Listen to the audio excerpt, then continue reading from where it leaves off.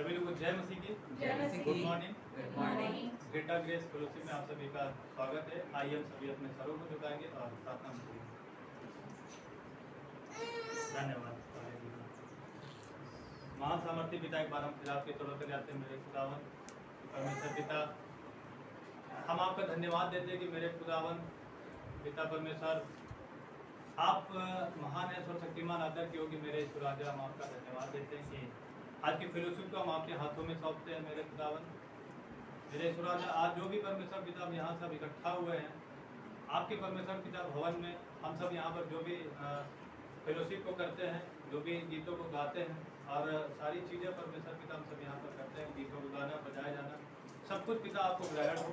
और परमेश्वर पिता हम एक ऐसी महिमा करें जो परमेश्वर पिता हमारे हृदय से हो और आत्मा और सच्चाई से होने पाए। मेरे पिता खुदावन, हम विनती प्रार्थना करते हैं मेरे यीशु जी के परमेश्वर पिता, हम आपका धन्यवाद देते हैं कि आप यहाँ पर हमारे आने से पहले मौजूद होते हो। पिता हम आपका धन्यवाद देते हैं मेरे यीशु जी। हम विनती प्रार्थना करते हैं जितने भाई बहन लोग नहीं आए हुए हैं, आप पिता उनको सुरक्षित यहाँ पर लेकर आए।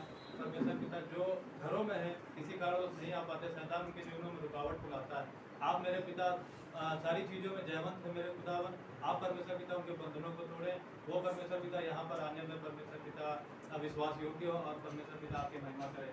मेरे यीशु जी, हम विनती प्रार्थना करते कि सारी चीज़ों में हम आपका धन्यवाद देते हैं। आगे के हर एक कार्य में परमेश्वर पिता आप मदद कीजिए और परमेश्वर पिता सारी चीज़ें परमेश्वर पिता आपको भाई करें।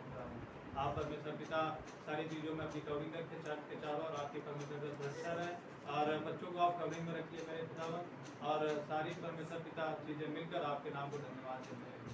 सारी चीज़ों में आपका धन्यवाद देते हैं, सारा आदर महिमा हम आपको देते हैं। प्रार्थना मसीह यीशु के नाम से मांगते हैं। सबको गुड मॉर्निंग, जय मसीह की। आइए हम सभी अपने स्थानों पर खड़े होंगे और परमेश्वर को महिमा देंगे, कुछ गीतों को गाएंगे और उसकी आराधना करेंगे। यीशु का दरबार है, हमें प्यारा लगत है। यीशु का दरबार है, हमें प्यारा लगत है। प्यारा लगत है, प्यारा लगत है, प्यारा लगत है, प्यारा लगत है। यीशु का दरबार है, हमें प्यारा लगत है। यीशु का दरबार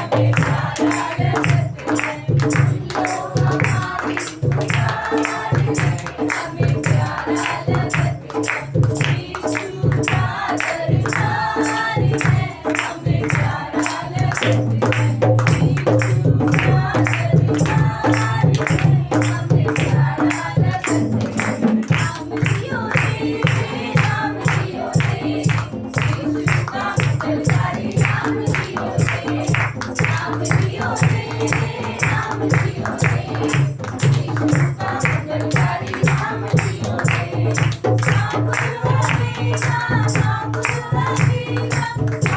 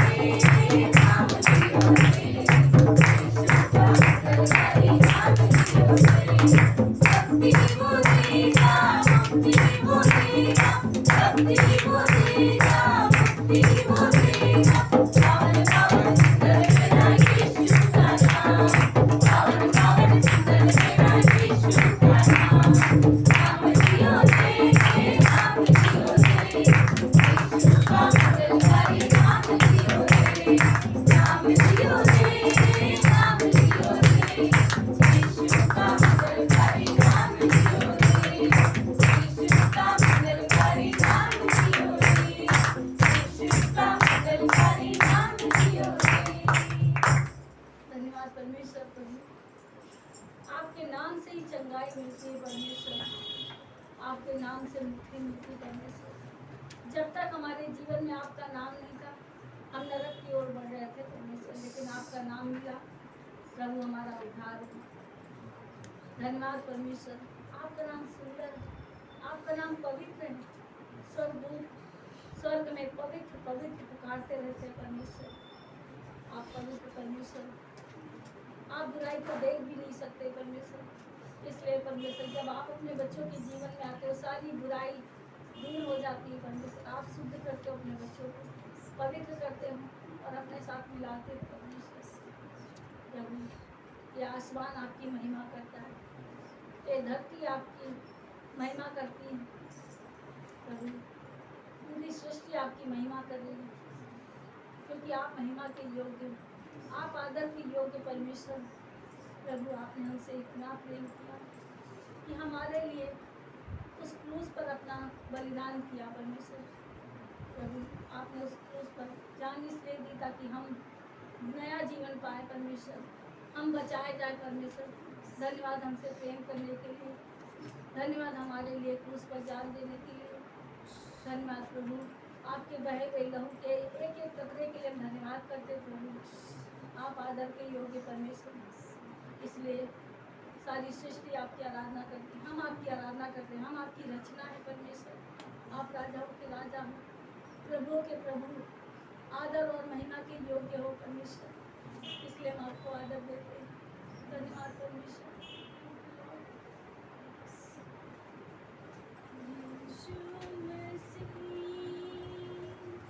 तेरे जैसा है कोई नहीं, तेरे चरणों में झुके आसमां और महिमा गाए ज़मीं। यीशु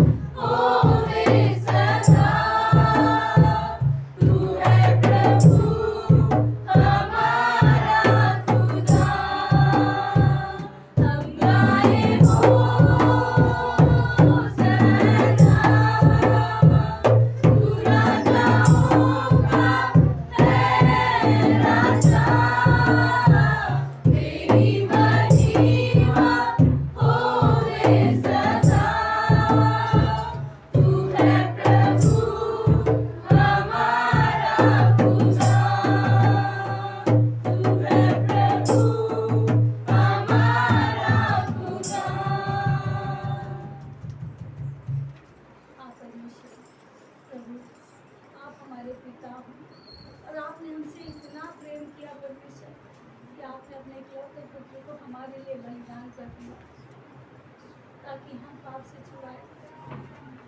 आपके बहे हुए लहू से, आपके पवित्र लहू से धोए गए हमारे पाप अब इतना दूर हैं हमसे जैसे कि पूर्व से पश्चिम दूर है। प्रभु आपकी दृष्टि में हम पवित्र हैं और इसलिए हम स्वर्ग जा रहे हैं। परमेश्वर, पापी का स्वर्ग में कोई ठिकाना नहीं है। प्रभु आपने हमें पवित्र किया और स्वर्ग का अधिकारी बनाया। धन्यवाद परमेश्वर, आपके नाम से पिता हमें मुक्ति मिली। प्रभु यीशु आप दयालु परमेश्वर, आपकी दया से परमेश्वर हमें छुटकारा मिला। आपकी दया से परमेश्वर हम स्वर्ग के वारिस हैं। आपकी दया की वजह से हम आपकी संतान हैं परमेश्वर। धन्यवाद प्रभु यीशु, आप दया के साधन। धन्यवाद प्रभु यीशु, आपके नाम से हमें मुक्ति मिलती। धन्यवाद प्रभु यीशु, आपने क्रूस पर हमारे लिए जान। धन्यवाद प्रभु यीशु, थैंक यू लॉर्ड।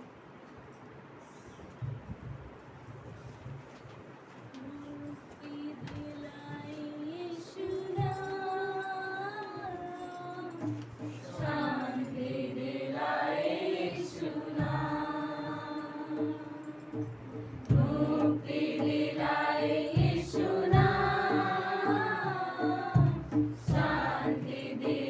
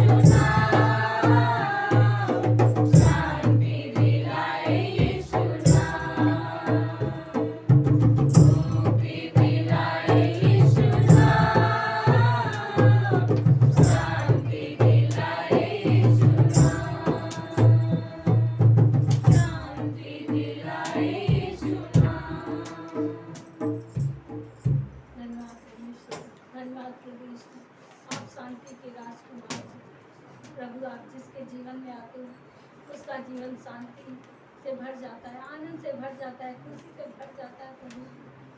क्योंकि जब तक इंसान के जीवन में पाप है तब तक उसे शांति नहीं मिल सकती प्रभु।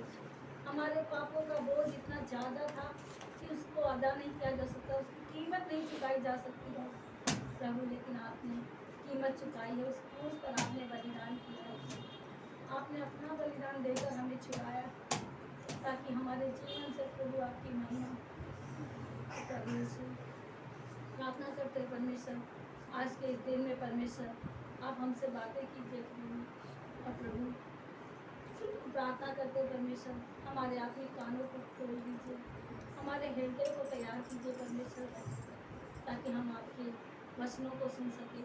हम नम्र करते अपने आप को बड़ी दीनता से आपके चरणों में आए परमेश्वर, ताकि आज के दिन आपकी आवाज़ को सुनने पाए। प्रार्थना करते हैं जो आपके दास आपके बच्चे आज पुलपिट से प्रचार करेंगे प्रभु, उनमें होकर आप हमसे बातें करना परमेश्वर। प्रभु वचन आपका है और प्रभु आप ही बातें करते हो, अगर आप ना दो तो किसी को कुछ मिल नहीं सकता परमेश्वर। प्रभु प्रार्थना करते परमेश्वर, आज हम सबके हृदय से बातें करना प्रभु, ताकि हम आपकी इच्छा को जान पाएँ। धन्यवाद करते हैं परमेश्वर, सारा आदर में हम आपको देते हैं। आगे का समय आपके चरणों में रखते हैं। प्रार्थना विनती हमारे उद्धारकर्ता प्रभु यीशु मसीह के नाम से।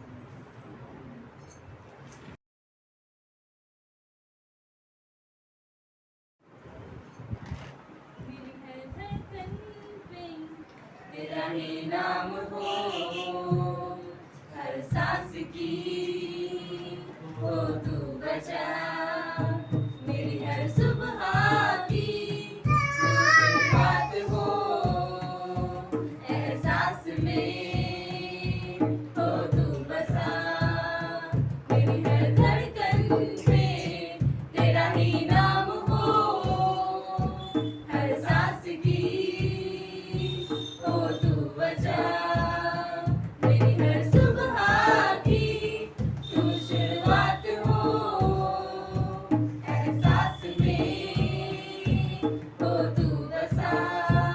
न हो अब फासला तेरे मेरे दरमियां, अब तू रहे मेरा रहनुमा, ये मेरी रूह ना रहे, ना हो ये जिस्म मेरा, बन जाऊं मैं तेरे रूह का सिरा।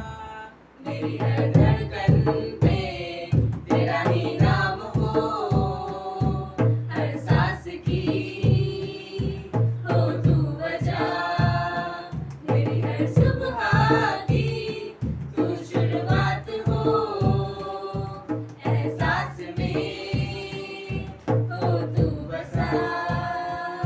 पिछला सब जाता रहे, तुझ में नया मैं बनूं, हुजूरी हो तेरी मुझ में, है कल तेरी मैं बनूं। पिछला सब जाता रहे, तुझ में नया मैं बनूं, हुजूरी हो तेरी मुझ में, है कल तेरी मैं बनूं।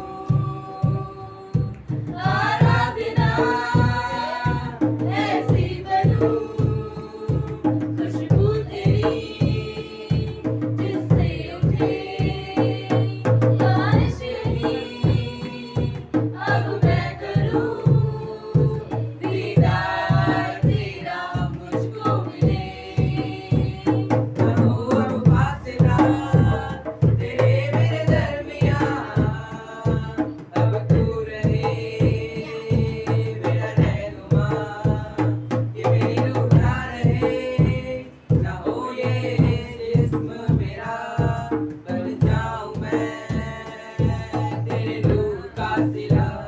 मेरी हर धड़कन पे तेरा ही नाम हो हर सांस की, हो तू बचा मेरी हर सुबह की, तू शुरुआत हो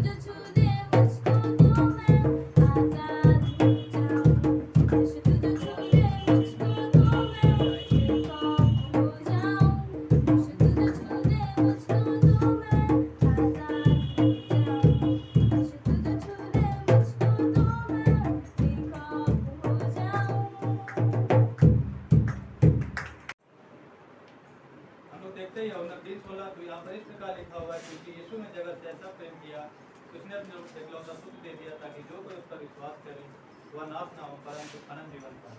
यहाँ पर हम देखते हैं कि प्रभु अपना एकलौता पुत्र दे दिया। तो यहाँ पर इस प्रकार से लिखा हुआ है कि ऐसा प्रेम किया, कैसा प्रेम किया। हम सब अभी हम आगे के वचनों में जाएंगे, इससे पहले हम प्रार्थना में जाएंगे और आइए अपने स्वरों को झुकाएंगे और प्रार्थना करेंगे। धन्यवाद हालेलुया। महान सामर्थ्य पिता एक बार हम फिर आपके तरफ जाते मेरे खुदा कि आप महान है मेरे ईश्वर। और परमेश्वर पिता हम विनती प्रार्थना करते हैं अनमोल वचनों के लिए जो आपने हमारे जीवन में डाला कि परमेश्वर पिता ये वचन हम लोगों के जीवनों में बांटने पाए और परमेश्वर पिता ये अच्छे से लोगों को समझ में आने में आप मदद कीजिए। परमेश्वर पिता हम जो भी वचन बोलते हैं हम आपकी अगुवाई में होकर बोलने पाएँ और परमेश्वर पिता अच्छे से समझाने में आप हमारी मदद कीजिए। सारी चीज़ें आपकी ओर से होकर खुदा ईश्वर आगे सारी चीज़ों में आपका धन्यवाद देते हैं। सारा आदर में माँ आपको देते हैं। प्रार्थना मसीह यीशु के नाम पर नाम देते हैं। तो यहाँ पर हम पढ़ते हैं तो यहाँ पर लिखा हुआ है कि ऐसा प्रेम किया, यीशु ने ऐसा प्रेम किया। तो कैसा प्रेम किया? आप बोल सकते हैं कि यीशु ने जगत से ऐसा प्रेम किया। कैसा प्रेम किया? किस तरीके का प्रेम किया यीशु ने जगत से? और इस तरीके का प्रेम किया कि उसने अपना इकलौता पुत्र दे दिया ताकि जो कोई उस पर विश्वास करे वह नाश ना हो परंतु अनंत जीवन पाए। तो यहाँ पर परमेश्वर एक ऐसे प्रेम की तुलना करता है जो शायद कोई नहीं कर सकता। अभी तो धरती पर रहने वाला कोई मनुष्य नहीं कर सकता क्योंकि वचन भी इस चीज़ को बताता है कि जन्माई हुई माता तो छोड़ सकती है लेकिन मैं तुझे कभी ना छोड़ूंगा। उसने अपना चित्त हमारी हथेलियों में खोद कर बनाया और दिन भर उसे नहीं आता है, देखता है। तो यहाँ वचन क्या बताता है कि उसने एक ऐसा प्रेम किया कि उसने अपने एकलौता पुत्र दे दिया। क्यों दे दिया? क्यों दे दिया? हम तो मनुष्य हैं, परमेश्वर ने हमको बना दिया, वो आज़ाद फ्री। क्यों दे दिया? क्यों दिया परमेश्वर ने? ताकि हम मनुष्य जो पाप की दशा में थे, जो पाप हमारे जीवनों में फैला था, धरती पे फैला था, परमेश्वर ने अपना पुत्र दे दिया, इकलौता पुत्र दे दिया ताकि हम विश्वास करें, उसके ऊपर विश्वास करें, उसके क्रूस पर विश्वास करें जिसने अपनी जान देकर हमें जीवन दिया, एक अनंत का जीवन दिया जिसकी तुलना हम नहीं कर सकते, कल्पना नहीं कर सकते। प्रभु हमारे जीवनों में काम, प्रभु ने अपना प्राण देकर हमारे जीवन को अनंत जीवन में बदल दिया। हम क्या थे? एक पाप की दशा में थे। यहाँ पर हम देखते हैं कि अनंत जीवन पाने के लिए हम देखते हैं यूहन्ना 15:5 में लिखा हुआ है कि मैं दाखलता हूँ, मैं दाखलता हूँ, तुम डालियाँ हो, जो मुझ में बना रहता है और मैं उसमें, वह बहुत फल लाता है। तो वचन क्या बताता है? जो मुझ में बना रहता है और मैं उसमें, उसमें का फर्क क्या है कि और मैं उसमें, अगर हम यीशु में बने रहते हैं तो यीशु भी हम में बना रहता है। तो वचन बताता है कि तुम मुझ में बने रहो, जो मुझ में बना रहता है और मैं उसमें, वह बहुत फल लाता है। आगे लिखा हुआ है क्योंकि मुझसे अलग होकर तुम कुछ भी नहीं कर सकते। तो वचन क्या बताता है कि अगर हम यीशु में बने रहेंगे तो वो हमें बना रहेगा, हमें अलग नहीं छोड़ेगा। नित्य अगर हम यीशु के पीछे चलेंगे, प्रार्थना करेंगे वो हमें बना रहेगा, क्योंकि वचन भी यही बताता है कि जो मुझ में बना रहेगा मैं उसमें बना रहूँगा। तो यहाँ पर क्या देखते हैं कि आदम और हवा ने क्या किया। परमेश्वर ने आदम को बनाया, हवा को बनाया, और पहला पाप जो है हवा के द्वारा हुआ। तो यहाँ पर क्या था, जब तक यीशु उनके साथ था उन्होंने अच्छे से अपने जीवन को बिताया। परमेश्वर ने अदन की वाटिका में सारे वृक्ष का फल उनको खाने के लिए बोला, सिवाय एक वृक्ष का जो उनको नहीं खाना था। लेकिन उन्होंने क्या किया, प्रभु की आज्ञा को नहीं माना, तोड़ दिया। लेकिन जब तक यीशु था उनमें, जब तक यीशु में वो थे, तो यीशु मसीह उनके साथ रहता था, उनके साथ बना रहता था। सारी चीज़ें वो बोलता था, उनसे बात करता था, बातचीत करता था, तो सारी चीज़ें प्रभु करता था। लेकिन क्या किया, जब हव्वा ने वो फल खा लिया तो उसके जीवन में पाप आ गया।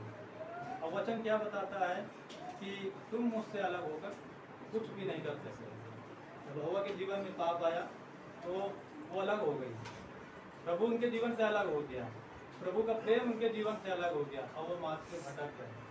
प्रभु वो उनके जीवन में पाप आ गया तो क्या है, उन्होंने शैतान के बहकावे में आकर ये सारे पापों को किया। तो सारी चीज़ें आजकल क्या होता है, संसारिक अभिलाषाओं में हम खोए हुए हैं। हम चर्च आते हैं, प्रार्थनाएं करते हैं, गीत को गाते हैं, लेकिन क्या वचन क्या बताता है कि जो मुझसे हे प्रभु करता है उनमें से हर एक स्वर्ग आदि में प्रवेश नहीं करे। यहाँ पर वचन बताता है कि हम हृदय से, विश्वास बहुत जरूरी है हमारे जीवन में। यदि हम विश्वास करते हैं तो हम क्या हो जाते हैं, उसके बेटे और बेटी हो जाते हैं। विश्वास के कारण ही हमारे जीवन में प्रभु का एक बड़ा कार्य होता है। तो यहाँ पर वचन इसी प्रकार बताता है कि तुम मुझसे अलग होकर कुछ भी नहीं कर सकते। और बाइबल में लिखा हुआ है कितने लोगों ने प्रभु यीशु पर विश्वास किया। यूहन्ना 1:34 में लिखा है, यूहन्ना बपतिस्मा देने वाले ने देखा और गवाही दी कि यही परमेश्वर का पुत्र है। और पतरस कहता है हमने विश्वास किया और जान गए कि परमेश्वर जन तू ही है। यूहन्ना 3:69 में लिखा हुआ है 6:69। यहाँ पर कितने लोगों ने प्रभु पर विश्वास किया। विश्वास बहुत जरूरी है हमारे जीवन में। अगर हम विश्वास नहीं करते तो इसको हमारे जीवन में नहीं है। हम ऐसे चर्च आते रहेंगे, ताली बजाते रहेंगे और संसारी व्यवस्थाओं में होते रहेंगे। लेकिन यहाँ पर वचन क्या बताता है कि हमने यदि हम उसमें बने रहेंगे और वो हम में बना रहेगा तो हम बहुत सब फल लाने वाले होंगे। एक फल की बात नहीं करता है वो एक फल की नहीं, बहुत सारे फलों की बात करता है। हम उसमें बने रहेंगे तो हमारे जीवन में बहुत सारे फल की उदारताएँ हैं। हमारा जीवन अच्छे से होगा, हमारे जीवन में परेशानियां खत्म होंगी। लेकिन यदि जब हम उसमें सच्चाईपूर्वक, विश्वासपूर्वक उसके सामने बने रहेंगे और उसकी महिमा में बने रहेंगे तो प्रभु हमारे जीवनों में काम करेगा और हम बहुत सारा फल लाने पाएंगे। और यहाँ पर वचन क्या बताता है कि उसने इकलौता पुत्र दे दिया ताकि जो कोई उस पर विश्वास करे।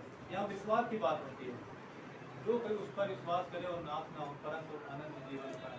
कितना पता कितने लोगों ने प्रभु को बिना देखे विश्वास किया। कभी ने बहुत सारे लोग ऐसे जो प्रभु को बिना देखे विश्वास करते तो प्रभु ने उनके जीवनों में काम किया। तो यहाँ पर यीशु कहता है, आगे हम लोग चलेंगे, यूहन्ना 6:35 में बोलता है कि जीवन की रोटी मैं हूँ। तो यहाँ पर जीवन की, यीशु तो अपने आप को दर्शाता है कि जीवन की रोटी मैं हूँ। तो जीवन क्या है, हम लोग एक कल्पना तौर पर अगर सोचें तो जीवन क्या है, यीशु जीवन है। हम लोग खाना तो खाते हैं, रोटी तो खाते हैं, लेकिन क्या है उससे सिर्फ हमें जीवन ही मिलता है। उससे हमारी शारीरिक चीज़ें पूरी होती है, हम चलते हैं, सारा हमारा शरीर स्वस्थ रहता है। लेकिन ये किस जीवन की बात कर रहा है, किस रोटी की बात कर रहा है? जीवन की रोटी मैं हूँ, ये उस रोटी की बात कर रहा है। यहाँ पर वचन इस प्रकार बताता है कि जीवन की रोटी मैं, ये वो रोटी है जिसको खा लेने से अनंत काल का जीवन मिलता है। सारी चीज़ें, सारी वस्तुएं मिलकर अनंत काल की ओर जाती है अगर हम प्रभु के पीछे चलते हैं और जीवन की रोटी को खाते हैं, परमेश्वर के वचनों से तरफ होते हैं, विश्वास पूर्वक उसके पीछे चलते हैं, तो प्रभु हमारे जीवन में जीवन की रोटी देगा। हम यहाँ पर तो रोटी खाकर मर जाएंगे, लेकिन प्रभु के साथ एक अनंत जीवन की रोटी हम खाकर उसके साथ जीवन को जीने पाएंगे। तो यहाँ पर इस प्रकार लिखा हुआ है। और साथ में प्रभु ये भी कहता है कि अच्छा चरवाहा मैं हूँ। यूहन्ना 10:11 में लिखा हुआ है, अच्छा चरवाहा मैं हूँ। तो अच्छा चरवाहा अपनी भेड़ों को जानता है और वो उसको सुरक्षित स्थान पर ले जाएगा जहाँ पर सुरक्षा और अनंत काल का जीवन होगा। तो यहाँ पर अगर हम देखें अच्छे चरवाहा कौन है हमारा प्रभु परमेश्वर है। वो हमको हर एक परेशानियों से मुसीबतों से बचाता है, और यदि हम उसके पीछे विश्वास पूर्वक करें। चरवाहे तो हमारे बीच में चरवाहे के रूप में भेड़िया भी आ जाएंगे कई बार, क्योंकि अक्सर ऐसा होता है हम लोग चलते हैं और हमारे बीच में संसारिक अभिलाषाएँ आ जाती हैं जिनसे हम प्रभु से अलग होने में भेड़िया कामयाब हो जाता है। वो हमें प्रभु से अलग करता है, परेशानियों में जाता है। तो देखो कितना अच्छा यहाँ से आप लोग तो आए हैं, संडे चलो दिवाली में, तो ऐसा होता है। हम लोग यहाँ पर क्या सोचते हैं, वहाँ चर्च बन जाएगा, आज दिवाली है, घर पे अपना उत्सव मनाएंगे, आप दोस्त यार होंगे, घूमने को फिरेंगे, तो हम लोग ये सोचते हैं। लेकिन ये वचन क्या कहता है कि अच्छा चरवाहा मैं हूँ, अच्छे चरवाहे की तुलना। वो तो जो संसार में जाएंगे तो वो तो खा ही जाएगा आपको, लेकिन यहाँ पर वचन क्या होता है, अच्छा चरवाहा मैं हूँ।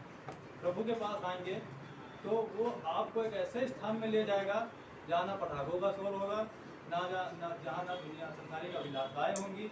वो एक ऐसे स्थान पर आपको ले जाएगा जहाँ पर सारी चीज़ों की सुरक्षा होगी, सारी चीज़ों में एकमात्र प्रभु यीशु होगा जो आपको हर एक चीज़ों में प्रोवाइड कराएगा सारी चीज़ें। तो यहाँ पर वचन इसी प्रकार बताता है कि अच्छा चरवाहा मैं हूँ। आप रास्ता प्रभु के पीछे चलेंगे, कुछ प्रॉब्लम्स आएंगी, परेशानियाँ आएंगी जीवनों में।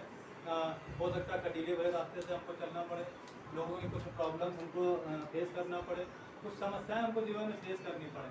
लेकिन प्रभु क्या कहता है कि अच्छा चरवाहा मैं हूँ। हमारे जीवन में कुछ समस्याएं आने से पहले प्रभु हर एक समस्याओं को फेस करता है, क्योंकि वो सर्वप्रथम आगे होता है, तब हम उसके पीछे पीछे चलते हैं। क्योंकि वचन कहता है पहले तुम अपना क्रूस उठा और मेरे पीछे घूमो। जब प्रभु के पीछे हम चलते हैं तो प्रभु हमारी समस्याओं को सर्वप्रथम पहले वो फेस करता है, वो देखता है। सारी कटीली झाड़ियाँ तो उसके लिए हैं, वो परेशान हो रहा है, अपने चरवा अपने भेड़ों को वो पीछे लेकर चल रहा है कि हमारी भेड़ें जो है सुरक्षित स्थान पर जाएंगी और वो एक अनंत काल का जीवन पाएंगे जहाँ पर हर एक प्रकार का भोजन वस्तु है, हर एक प्रकार की जीवन है। तो यहाँ पर लिखा हुआ है कि वचन कहता है कि विश्वास हमारा कैसा होना चाहिए। मेरा टॉपिक ये था कि विश्वास, यदि हम विश्वास करते हैं तो कैसा करते हैं। जीवन में हम देखते हैं बहुत सारी समस्याएं आती हैं, प्रॉब्लम्स आती हैं, लेकिन उस प्रॉब्लम्स को हम लोग फेस नहीं कर पाते। तो क्या प्रभु ने प्रार्थना करो, करते प्रभु से प्रार्थना, प्रभु से प्रार्थना करें और हृदय से प्रार्थना करें। अभी कितने लोगों ने प्रेयर चैन में नाम दिया हुआ है और कितने लोग करते हैं वो प्रभु जानता है कि क्या है जीवनों में। लेकिन अगर हम प्रभु के पीछे ईमानदारी से चलते हैं और सच्चाई पूर्वक उससे हम प्रार्थना करते हैं, अपने हृदय से प्रार्थना करते हैं, तो क्या हो जाते हैं, हम उसकी संतान हो जाते हैं। तो वचन इसी प्रकार बताता है, यूहन्ना 1:12 में कहता है, परंतु जितनों ने उसे ग्रहण किया उसने उन्हें परमेश्वर की संतान होने का अधिकार दिया। तो हमें क्या करना है, हमें यीशु को ग्रहण करना है। और साथ में यीशु ये भी कहता है, तुमने मुझे नहीं सुना परंतु मैंने तुम्हें सुना है। तो यहाँ पर वचन क्या बताता है, जितनों ने उसे ग्रहण किया। प्रभु ने तो हमको चुन लिया, लेकिन जरूरत क्या है, हमें उसे ग्रहण करने की जरूरत है। वचन कहता है मैंने तुम्हें नहीं, तुमने मुझे नहीं सुना परंतु मैंने तुम्हें सुना है। तो हमें तो ग्रहण करने से पहले प्रभु ने हमको चुन लिया, क्योंकि वचन तो इस प्रकार बताता है कि मैंने तुझे माता के गर्भ से ही रचा है। और सारी चीज़ें प्रभु हमारे भविष्य को माता के गर्भ से ही रचा, उसने हर एक भविष्य को बनाया। तो वचन क्या बताता है कि उसने तो हमें पहले ही चुन लिया। तो वचन आगे इस प्रकार से है, जितनों ने उसे ग्रहण किया उसने उन्हें पिता होने के पुत्र होने की अधिकार दिया। तो हमें ग्रहण करना है, प्रभु को ग्रहण करना है। प्रभु आप हमारे जीवन में आइए, कार्य करिए, वो हमें पुत्र होने का अधिकार देगा। तो आगे इस प्रकार से लिखा हुआ है कि जब हम पापी थे, वचन में लिखा हुआ है कि जब हम पापी थे तभी मसीह हमारे जीवन, हमारे जीवन एक पापी स्वभाव का जीवन था। क्यों आया इस जगत में, क्यों उसको क्या था कि हम जगत में जाएंगे, क्या कर रहे हैं, पाप कर रहे हैं, करने दो। लेकिन प्रभु क्या चाहता है, उसने हमको अपने स्वरूप में बनाया, उसने हमको अपने हाथों से बनाया, मिट्टी से लेकर उसने अपने जीवन के सांस को फूंका और हम मनुष्य बन गए, हम आदम और हवा बन गए। तो प्रभु क्यों आया हमारे जीवनों में, क्यों उसने अपने आप को क्रूस पर बलिदान किया, क्यों उसने अपने आप को लोलुआन किया और क्रूस पर अपनी जान को छोड़ा। ये हमें समझने की जरूरत है। सोचिए जरा कि कोई अगर मान लीजिए कि जैसे कि ये रौनक है। और कोई प्रॉब्लम्स है तो क्या इनकी मम्मी वहाँ को जाने देंगे, वहाँ झगड़ा हो रहा है और बोलेंगे जाओ जाओ रौनक वहाँ देखो झगड़ा हो रहा है, जाओ जाओ लड़ाई होगी, डंडा लेके निकलो यहाँ से। तो क्या वो जाने देंगे? नहीं जाने देंगे, वो बचाएंगे। लेकिन प्रभु क्या कहता है कि मैंने तुम्हारे लिए अपनी जान दी। हम तो झगड़े में पड़े थे, पाप में पड़े थे, पाप की दशा में थे, लेकिन प्रभु क्या कहता है कि मैं आया हूँ कि तुम अनंत जीवन पाओ। कैसा जीवन? अनंत जीवन। वो झगड़ा हमारा ज़िंदगी भर चलता रहेगा, लेकिन हम प्रभु पर विश्वास करेंगे तो हमारा झगड़ा 1 मिनट का भी नहीं, बिल्कुल खत्म हो जाएगा। यहाँ पर इसी प्रकार से लिखा हुआ है, जब हम पापी थे तभी मसीह हमारे लिए मरा। और यहाँ पर आगे लिखा हुआ है यहोशू 24:15 में कहता है कि आज हमें चुनना है कि तुम किसकी सेवा करोगे। आज हमें जानना है, आज हमें चुनना है कि हम किसके पीछे चलेंगे। हमें संसारिक अभिलाषाओं में खोना है या प्रभु के जीवन में चलना है।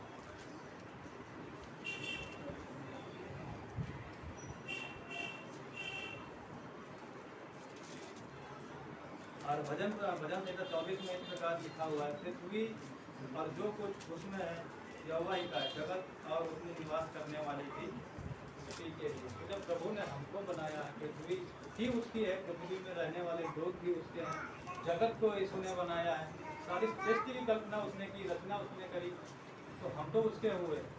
फिर उसने हमें किस कारण से बचाया, किस परेशानी से बचाया? एक पाप की दशा में, क्योंकि हम पाप की दशा में जा रखते हैं। पाप की मजदूरी तो मृत्यु है, लेकिन उसने हमारी मृत्यु को अनंत काल में बदलने के लिए अपनी मृत्यु को क्रूस पर दे दिया, अपने प्राण को क्रूस पर त्याग दिया, ताकि हम पापी मनुष्य बचाए जाए और उसके मार्गों में चले। तो आज हमें ज़रूरत है कि हम मसीह के पीछे चलें। आज बहुत सारे जीवनों में हम देखते हैं प्रभु चर्च में आते हैं, परेशानियों में रहते हैं, लेकिन क्या करते हैं? सुरक्षा के लिए आते हैं। प्रभु हमारे जीवन में काम करे और हमारी ज़रूरतें पूरी हो जाए, कितने लोग भौतिक चले जाते हैं। तो प्रभु क्या कहता है? वचन में इस प्रकार लिखा हुआ है, ना तो तुम ठंडे और ना ही गर्म और ना ही गुनगुने। भला होता कि तुम गर्म होते या ठंडे या गुनगुने। लेकिन जो गुनगुने हैं, जो फिर चर्च में आते हैं चंगाई पाने के लिए, तो परमेश्वर में वचन क्या कहता है? मैं ऐसे लोगों को पहुँचाने पर उगल दूँगा। कुछ भी नहीं है। तो हमें प्रभु में हमेशा गर्म रहकर रहना है, गर्म में बने रहना है। प्रभु आप हमारे जीवन को तैयार करें, प्रभु आप हमारे जीवन को ले चलें। प्रभु हमें हर वक्त प्रभु से प्रार्थना करनी है, हर वक्त प्रभु हर परेशानियों से बचाएगा, जैसा कि हमको बताया। हम गरीब तो काट लेते हैं, क्या था? काल प्रभु का था, हर एक परेशानियों से प्रभु बचाता है। तो हमें प्रभु के पीछे चलना है। आज हमें चुनाव कर लेना है कि हमें किसकी ओर चलना है। सच्चाई का मार्ग चुनना है, हमें चौड़ा मार्ग चुनना है या सकरा मार्ग चुनना है। फैसला आपके हाथों में। प्रभु आज भी अपने बेटे लोग को बुलाता है, तो हमें आज चुनना है कि हमें किस मार्ग पर चलना है। तो वचन इसी प्रकार बताता है कि हमें प्रभु के मार्गों पर चलना है, क्योंकि आगे लिखा हुआ है परमेश्वर चाहता है कि तीमुथियुस 2:4 में लिखा हुआ है, परमेश्वर चाहता है कि सब मनुष्य बचाए जाए और सत्य का ज्ञान प्राप्त करें। परमेश्वर ने हमको बचाया और सत्य का ज्ञान प्राप्त होना बहुत जरूरी है हमारे जीवन में। सत्य का ज्ञान प्राप्त होना बहुत जरूरी। तो इसी प्रकार लिखा हुआ है कि हमने 3:16 में, क्योंकि इसमें जगह से ऐसा प्रेम किया कि उसने अपना इकलौता पुत्र दे दिया, ताकि जो कोई पर विश्वास करे वह नाश ना हो परंतु अनंत जीवन पाए। तो ये सत्यता है। यीशु ने हमारे पापों के बदले क्रूस पर अपनी जान दी। ये हमारे जीवन में ज्ञान होना बहुत ही जरूरी है, क्योंकि वचन बताता है कि परमेश्वर चाहता है कि सब मनुष्य बचाए जाए और सत्य का ज्ञान प्राप्त करें। ये हमारे जीवन में मेन आधार है, क्योंकि यीशु हमारे जीवन में आया, हमारे पापों के लिए उसने क्रूस पर अपनी जान को दिया, ताकि हम पापी मनुष्य बचाए जाएं और उसके अनंत काल में जीवन में प्रवेश करें, जहाँ प्रभु हमको ले जाना चाहता है। तो प्रभु आप सबको आशीष से आइए प्रार्थना करें। धन्यवाद। आइए मेरे खुदावन प्रार्थना करते हैं। जब हम पापी थे तभी मसीह आपने हमारे लिए अपने प्राणों को दिया, उस पर अपने बहुमूल्य लहू को बहाया कि काबिल हम नहीं थे। फिर भी परमेश्वर पिता आपने हर एक परिस्थितियों में, हर एक समस्याओं में आप हमारी मदद करते हो, क्योंकि पिता आपने हमको अपने स्वरूप में रचा और आप हमसे प्रेम करते हो मेरे यीशु, उसके लिए हम आपका धन्यवाद देते हैं। परमेश्वर पिता हम प्रार्थना करते हैं कि आपके परमेश्वर पिता वचनों में आप पर परमेश्वर पिता हम विश्वास पूर्वक अपने जीवन को व्यतीत करने पाएँ। और मेरे पिता जैसा कि वचन में लिखा हुआ है कि हम एक ऐसा प्रेम करें, हम एक ऐसा प्रेम करें जैसा कि परमेश्वर पिता आप चाहते हैं। आप परमेश्वर पिता हमारे जीवनों में काम करें। हम परमेश्वर पिता आपके परमेश्वर पिता सूर्य को याद करते हैं कि मेरे खुदा आपने बहुत सी ताड़नाएँ सही, बहुत सा दुख सहा, बहुत सा दर्द सहा, किसके लिए? हम पापी मनुष्य के लिए, कि हम बचाए जाएँ, हम अनंत का जीवन प्राप्त करें।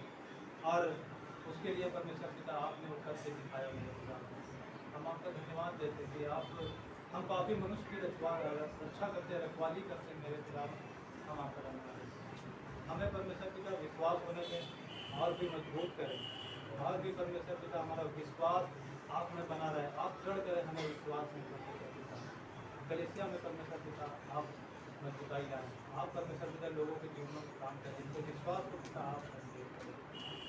हम सारी चीज़ों में आपका धन्यवाद करें, कार्यों को हम आपके हाथों में सौंपते हैं। सारा धर्म हम आपको प्रार्थना में यीशु के नाम में।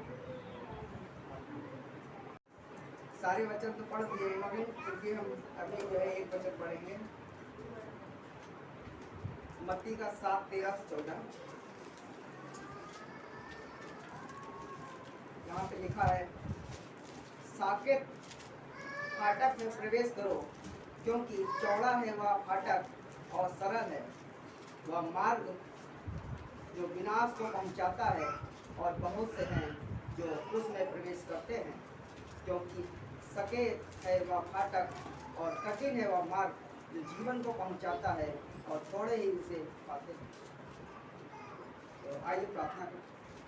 है महान सामर्थ्य परमेश्वर प्रभु यीशु, धन्यवाद देते इस समय के लिए, और प्रार्थना करते प्रभु जो भी वचन हो प्रभु वो आप बातें करना, क्योंकि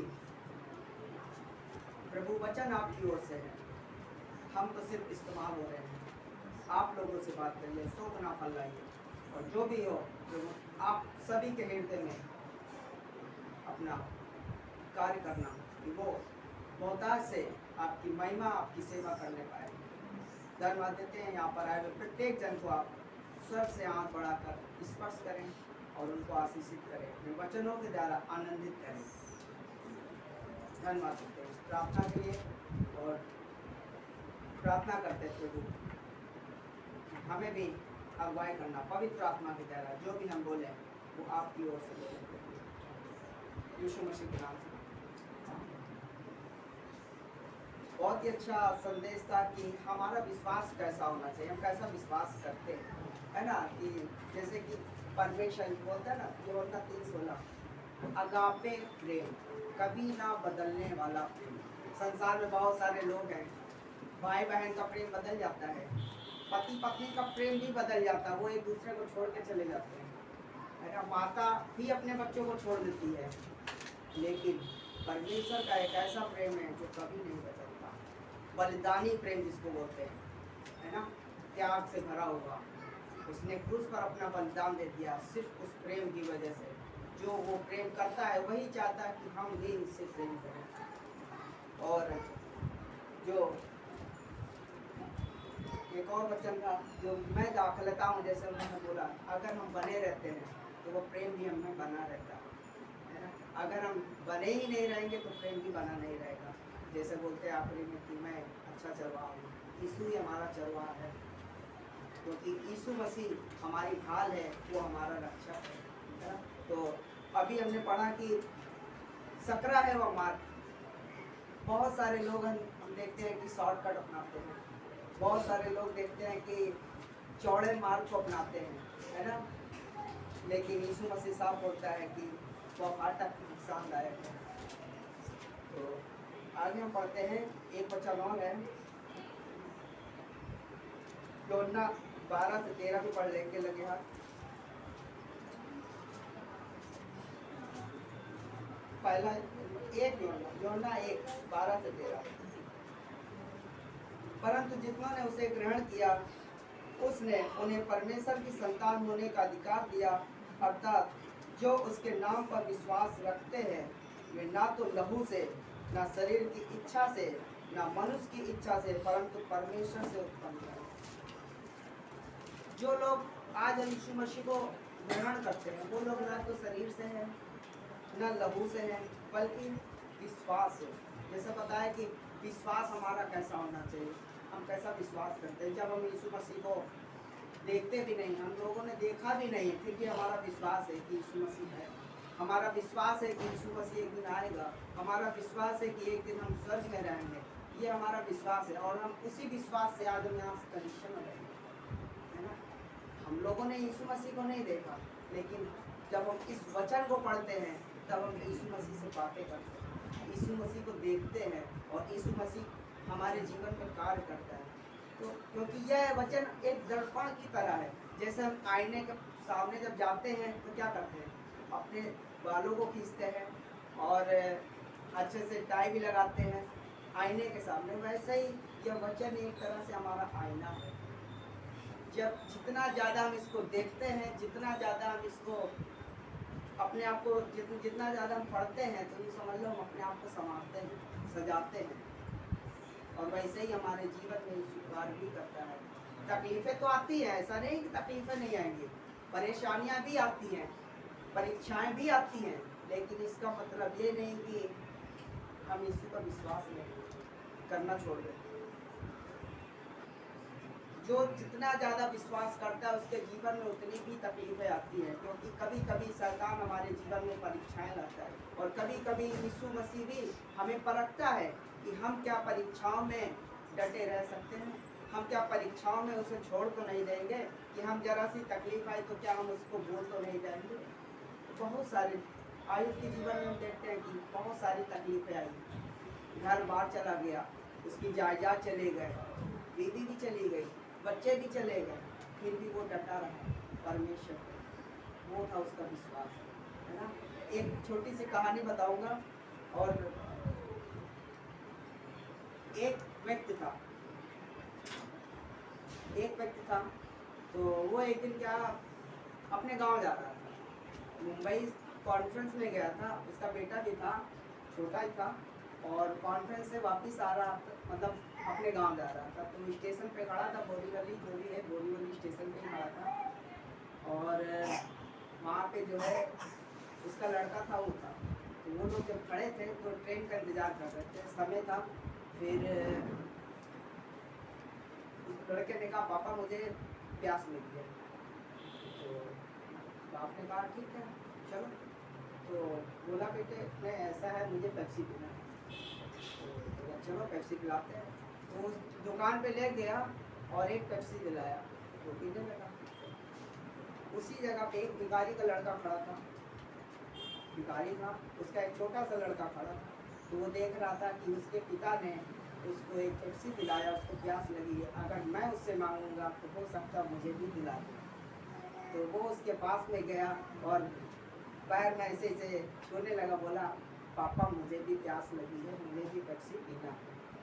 तो वो व्यक्ति विश्वासी था, उसको तरस आता है और बोलता है गरीब है बच्चा और प्यासा भी है, चलो दे देते। तो उसने एक पेप्सी लिया और उसको भी दिया, और खुशी खुशी पीने लगा। फिर इसके बाद उसके असली बेटे ने कहा पापा मुझे बिस्किट खाना है। तो उसने अपने बेटे को बिस्किट खिलाया। अब थोड़ी देर बाद उस गरीब बच्चे ने भी कहा पापा मुझे भी बिस्किट खाना है। तो उसने भी उसको बिस्किट खिलाया, दिया, अब वो भी खाने लगा। थोड़ी देर बाद खड़े थे, फिर इसके बाद उसके असली बेटे ने कहा पापा मुझे चॉकलेट खानी है। तो उसके पिता ने उसको चॉकलेट दिया। अब उस लड़के ने भी सोचा हमने पेप्सी मांगा, हमको पेप्सी मिली, हमने बिस्किट मांगा, बिस्किट मिली, अभी हम पापा से कहेंगे, भले मेरे पापा नहीं लेकिन हम अगर मांगेंगे तो ये हमें चॉकलेट भी देंगे। तो उसने कहा पापा मुझे भी चॉकलेट खाना है। तो उसने तरस खाकर उसको भी चॉकलेट दिया। अब वो खाने लगा। फिर उसके बाद थोड़ी देर बाद एक खिलौना वाला उधर से गुजर रहा था। तो उसके असली बेटे ने कहा पापा मुझे खिलौना चाहिए, मुझे खिलौना खेलना है। तो उसके पिता ने उसको खिलौना दिया। जब खिलौना दिया तब उस भिखारी के बच्चे को लगा मुझे भी लेना चाहिए। तो उसने कहा पापा मुझे भी खिलौना चाहिए, मुझे भी खिलौना दिला दे। तो उसने कहा चलो कोई बात नहीं, दिला देते हैं, रोज़ कौन मिलता है, ये आज है तो कोई बात नहीं। तो उसने भी उसको खिलौना दिलाया, वो खेलने लगा। अब थोड़ी देर के बाद जब वहाँ पे इंतज़ार कर रहे तो ट्रेन आती है, और क्या होता है कि वो बाप बेटे बैठ के ट्रेन में चले जाते हैं। और वो भिखारी का बच्चा उसी जगह प्लेटफॉर्म में रह जाता है। तो हमारा कहने का मतलब है कि जो असली बेटा जो उसका था वो अपने पिता के साथ चला जाता है, लेकिन जो वो उसका बेटा नहीं था जो प्लेटफॉर्म में था वो वहीं पे रह जाता है। तो मेरा कहने का मतलब ये है कि जितनों ने आज परमेश्वर को ग्रहण किया वो परमेश्वर की संतान है, और जो परमेश्वर की संतान है वो एक दिन उसके संग रहेंगे, उसके साथ रहेंगे और उसके वहाँ पर विश्वास करेंगे। लेकिन जो विश्वास नहीं करते हैं वो उसी धरती पे रह जाएंगे, पता नहीं वो कहाँ जाएंगे, नरक हो सकता है वो दिन मतलब तड़पते भी रहे, है ना। लेकिन परमेश्वर का वादा है जितनों ने विश्वास किया वो क्या है, परमेश्वर की संतान है, और अगर संतान है तो वारिस भी है, और वारिस वही होते हैं जो असली बेटे होते हैं। परमेश्वर ने हमें अपना असली बेटा माना है ना, तो हम क्या हैं, उसके वारिस हैं, और हम एक दिन स्वर्ग में रहेंगे, है ना। तो ये कहानी थी। और एक और एग्जांपल बताता हूँ, जैसे रेलगाड़ी नहीं होती है, रेलगाड़ी, ये रेलगाड़ी यूँ समझ लो कि जीवन एक रेलगाड़ी की तरह है। हम यहाँ पर आज सफ़र कर रहे हैं, 60 साल, 70 साल, 80 साल, 90 साल, है ना। जब तक हम इस संसार में है सफ़र कर रहे हैं, एक ना एक दिन सफ़र ख़त्म हो जाएगा, फिर हमें कहाँ जाना है। तो मौका है कि हम अगर उस परमेश्वर को जान जाते हैं तो हम उस परमेश्वर के संग रहेंगे, वरना तो सफ़र में बिछड़ भी जाते हैं ना। तो एक वचन और पढ़ते हैं इसी बात पे।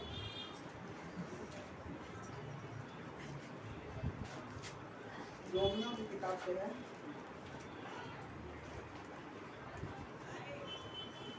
रोमियो 8:16 से 17।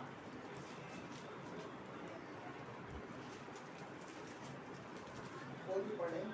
आत्मा आप भी हमारी आत्मा के साथ गवाही देता है कि हम परमेश्वर की संतान है, और यदि संतान है तो वारिस भी है, वरन परमेश्वर के वारिस और मसीह के संगी वारिस हैं। तो जब हम उसके साथ दुख उठाएं तो उसके साथ महिमा भी पाएं। जब हम उसके वारिस हैं तो दुख भी उठाते हैं और महिमा भी पाते हैं, है ना। और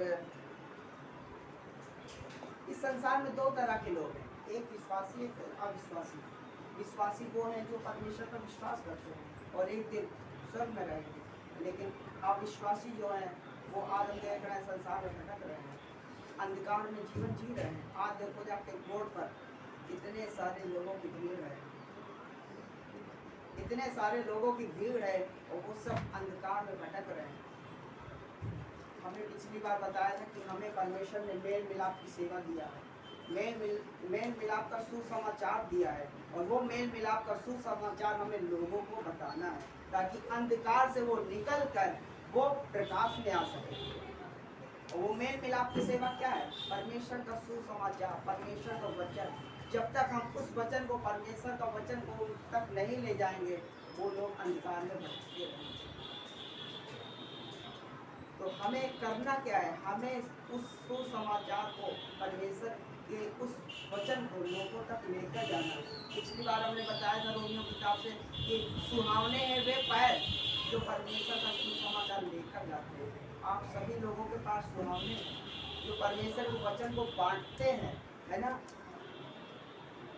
एक और कहानी याद आ रही है, मैं बताऊंगा। एक व्यक्ति था, तो वो घूम रहा था, वो काम करके आ रहा था विदेश से काम करके आ रहा था। तो एक दिन अपने गांव जा रहा था, तो उसको रास्ते में चल रहा था, चलते चलते जंगल पड़ गया अचानक। जब जंगल पड़ गया तो रास्ते में उसके छोटा सा अंडा उसको दिखा। जब उसको अंडा दिखा तो फिर वो इधर उधर देखने लगा कि ये अंडा किस चीज़ का है बना। फिर उसने उस अंडे को उठाया और सोचा ये मुर्गी का अंडा तो लग नहीं रहा है, हो सकता हो किसी पक्षी का अंडा हो। तो पहले तो सोचा घर ले जाएंगे, इसको बनाएंगे, खाएंगे। फिर बाद में नहीं, पता नहीं कहीं सांप आपका तो ना होता, तो बोला नहीं, ऐसा करते हैं इसको रख देते हैं, देखते हैं अगर मुर्गी का होगा तो बढ़ जाएगी और बाद में इसको खाएंगे अच्छे से। तो उसने क्या किया, उसके यहाँ और भी बहुत सारी मुर्गियाँ थी, तो उन मुर्गियों के अंडे भी थे, तो क्या किया, उस अंडे को उन मुर्गियों के अंडे में मिला दिया। और जब उन अंडे को उसमें मिला दिया तो अब ये सोच रहा है कि अंडा एक दिन फूटेगा, फिर उसके बाद क्या होगा, बच्चा निकलेगा, फिर देखेंगे किस चिड़िया का है कि मुर्गी का है, किसका है, और नहीं होगा तो कोई दिक्कत नहीं। तो कुछ दिन हो गया, उसके बाद उसमें से एक पक्षी का जन्म हुआ। तो पक्षी का जन्म हुआ, वो बोलता अच्छा पक्षी है तो कोई बात नहीं, रहने दो। तो फिर धीरे धीरे वो पक्षी बढ़ने लगे, मुर्गी के जो अंडे थे वो भी, उसमें से मुर्गियाँ भी निकले, मुर्गियाँ भी बढ़ने लगी और वो पक्षी भी बढ़ने लगे। फिर धीरे धीरे धीरे काफ़ी बड़े हो गए। जब बड़े हो गए तो फिर क्या हुआ कि मुर्गियाँ के जो बच्चे थे वो ज़्यादा तो उड़ नहीं पाते थे।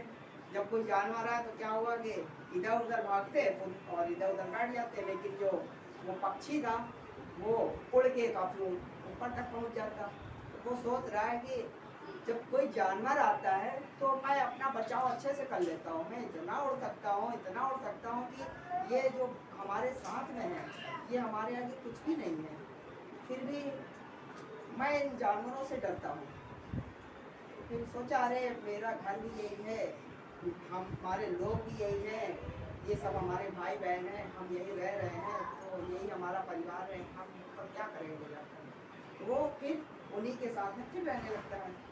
उसके मन में बात आती है कि हम यहाँ के नहीं लगते हैं और हम कहीं और के लगते हैं, फिर भी वो बोलता नहीं हमारा जन्म ही यही हुआ है तो हम यही रहेंगे। एक दिन क्या होता है कि वो पक्षी उन बच्चों के सामने खेल रहे थे, तभी एक उकाब पक्षी आता है।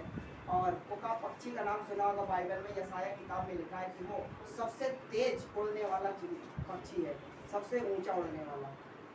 परमेश्वर भी वादा करता है कि वो हमें उकाब पक्षी के समान उड़ाएगा, है ना। तो वो उकाब पक्षी आता है और देखता है कि अरे ये तो हमारा ही रिश्तेदार, मतलब हमारी बिरादरी का लग रहा है और पक्षी, तो ये यहाँ क्या कर रहा है इन बच्चों के सामने, चलो देखते हैं क्या बात है। तो बोलता है अरे भाई तुम यहाँ क्या कर रहे हो, तुमको तो हमारे यहाँ रहना चाहिए और तुम इन बच्चों के सामने खेल रहे हो, चलो हमारे यहाँ चलो, वहाँ रहो। चले तुम्हारा घर यह घर नहीं है, तुम्हारा घर तो कहीं और है, तुम यहाँ क्यों अपना जीवन बर्बाद कर रहे हो इन बच्चों के साथ। तो बोला नहीं हमारा यही परिवार है। बोला नहीं तुम अलग हो, देखो तुम अपना शकल देखो, अपना सब कुछ देखो, तुम अलग हो, तुम अलग दिखते हो, उड़ भी सकते हो, तुम क्यों अपना जीवन बर्बाद कर रहे हो। तो वो सोचता है कि सही बात है और फिर वो उस पक्षी के साथ चला जाता है। वो उकाब पक्षी है। तो कहने मतलब ये है मेरा कि हम लोग भी संसार में फंसे हुए थे और जब यीशु मसीह की नज़र हम पर पड़ती है तो हमें देखता है ऊपर से, तो हम लोग अंधकार में फंसे थे, शैतान के जाल में फंसे हुए थे, उनके संग हम अपना जीवन बिताते थे, लेकिन वो हमें आता है और बताता है तुम यहाँ से, तुम्हारा घर ये नहीं है, तुम्हारा घर कहाँ है, स्वर्ग है। और वो हमें लेकर जाता है अपने, और लेकर कहाँ बैठा रहा है, यहाँ पर बैठा रहा है, इस कलीसिया में बैठा रहा है। हमें अंधकार से निकाल कर कहाँ लाया, इस कलीसिया में लाया। आज हम देख रहे हैं कि अंधकार में बहुत सारे लोग आज भी हैं, वो लोग सोचते हैं यही हमारा घर है, यही हमारा परिवार है, यही हमारा सब कुछ है, वो आज भी उसी में फंसे हुए हैं। लेकिन हम लोगों को वहाँ से वो निकाल कर यहाँ पर लाया और आज हम परमेश्वर की महिमा करते हैं। अगर वो हमारे जीवन में नहीं आता तो शायद हम आज भी वही कर रहे थे जो संसार आज कर रहे थे, है ना। तो अद्भुत बात है कि वो हमारे जीवन को पक्षी की तरह आया, हम पर अपनी नज़र लगाई और वो हमें साथ में लेकर आया उस बलिदानी प्रेम की तरह। और वो वचन कहता है ना, जितनों ने उसे ग्रहण किया, जितनों ने उसे ग्रहण किया वो परमेश्वर की संतान कहलाते हैं। और यूहन्ना 3:16 इसलिए बोलता है, परमेश्वर ने जगत से प्रेम किया, किसी एक व्यक्ति से नहीं किया, जगत से प्रेम किया। और जो कोई आज उस पर भरोसा करता है वो अनंत जीवन पाता है। तो परमेश्वर का प्रेम अद्भुत है, कभी ना बदलने वाला प्रेम है, कभी ना खत्म होने वाला प्रेम। और वो हमसे वादा भी करता है ना, जैसे कि माता अपने बच्चों को बोल सकती है, लेकिन वो हमें नहीं बोलता, क्योंकि वो अपनी हथेलियों में हमारा चित्र कर रखता है, हमें दिन रात देखता है, दिन रात निहारता है। और जब हम उस पर विश्वास करते हैं, उसके वचनों पर चलते हैं, तो हमें वो मदद भी करता है। हम भले भूल जाएं उसको, हम भले उसको याद ना रखें, लेकिन वो हमें याद रखता है। हमने बताया था, हमें कई बार परमेश्वर ने एक्सीडेंट से बचाया, कई बार हमको दुर्घटनाओं से बचाया। एक बार तो मैं सूरत में जब था, तब मैं बता रहा हूँ कि बस एकदम से आई और इधर से ऑटो निकला, इधर से बस आ रही थी और मैं बीच में ही फंसा था। और सिर्फ 1 सेकंड का डिस्टेंस था, मैं या तो बस के नीचे या ऑटो के नीचे था। और ऑटो भी साइड से निकला, बस से भी साइड में निकला, हम बीच में ही फंसे, तो दोनों तरफ से मैं बचा। तो परमेश्वर की महिमा थी, तो परमेश्वर ने हमें बचाया।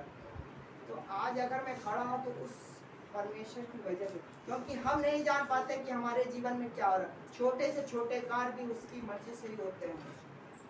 हमें नहीं पता कि हम सड़क पे जा रहे हैं, हम जिंदा रहेंगे कि नहीं रहेंगे, लेकिन वो जानता है, वो हमें बचाता है, क्योंकि उसका वचन कहता है कि वो हमें कभी छोड़ेगा नहीं, कभी नहीं त्यागेगा। जब हम उस पर भरोसा करते हैं तो वो हम क्या करते हैं, हमें अपनी संतान बनाता है। जैसे एक पिता अपने बेटे को सारी ख्वाहिशें पूरी करता है, वैसे ही वो भी हमारी सारी तकलीफ़ों में मदद करता है। वो बेटे को हम देखते हैं कि वो अपने बेटों के साथ में उस लड़के को भी देता है। तो कहने का मतलब ये है कि आज हम देखते हैं कि संसार में मांगते तो सभी लोग हैं, अविश्वासी भी उसी परमेश्वर से मांगता है, विश्वासी भी उसी परमेश्वर से मांगता है, लेकिन सबसे ज़्यादा हम देखते हैं कि परमेश्वर साथ में किसके रहता है, विश्वासी के साथ में रहता है। हर समय हर घड़ी किसके साथ में रहता है, विश्वासी के साथ में रहता है। क्यों? क्योंकि वो उसकी असली संतान है, और जो असली संतान है वारिस कौन है, असली संतान। तो क्या अविश्वासी वहाँ स्वर्ग में रहेंगे? नहीं रह सकते। स्वर्ग में कौन रहेगा? सिर्फ विश्वासी। जैसे कि वो ट्रेन जब चली गई तो उसका बेटा उसके साथ चला गया, तो वहाँ कौन रहा उसके साथ? वो लड़का जो असली का था, बाकी जो नकली लड़का था, जो अविश्वासी, वो वहीं पे रह गया। तो सेम हमारे जीवन में भी ऐसा ही है। जब हम विश्वास करते हैं तो परमेश्वर के साथ रहते हैं, क्योंकि जिसने ग्रहण किया वो परमेश्वर की संतान है, और जिसने नहीं ग्रहण किया वो शैतान की संतान है। और आज भी शैतान के वो देखते हैं कि 2 पिता हैं, एक सच्चाई का जो पिता है वो हमारा यीशु मसीह है, और जो झूठ का पिता है वो शैतान है। और जो आज संसार में भटक रहे हैं, शैतान उनका पिता है, और वो उनसे तकलीफ़ें भी लाता है, लेकिन हमारा पिता हमें तकलीफ़ें नहीं देता। अगर लाता भी है हमारे जीवन में तकलीफ़ें, तो हमें बचाता भी है, तकलीफ़ें उसे आज़ाद भी करता है, क्योंकि वो नहीं चाहता कि हम तकलीफ़ों में जीवन जिए। हम यहाँ पर क्यों आते हैं? उसकी महिमा के लिए आते हैं, उसकी आराधना के लिए आते हैं, उससे मांगते हैं। मत्ती में लिखा है, हम मांगते नहीं हैं, साथ में लिखा ना, साथ में लिखा, हम मांगते नहीं हैं तो हमें मिलता नहीं, हम ढूंढते नहीं तो हम पाते नहीं, हम खटखटाते नहीं तो हमें हमारे लिए खोला नहीं जाता है। जब हम मांगते हैं तो हमें मिलता है, जब हम ढूंढते हैं तो हम पाते हैं, जब हम खटखटाते हैं तो हमारे लिए खुलता भी है। लेकिन जब हम दिल से मांगते हैं तभी पता चला कि हम आज मांग रहे हैं, लेकिन फिर हम संसार में जीवन जी रहे हैं, तो वो मांगना नहीं होता है।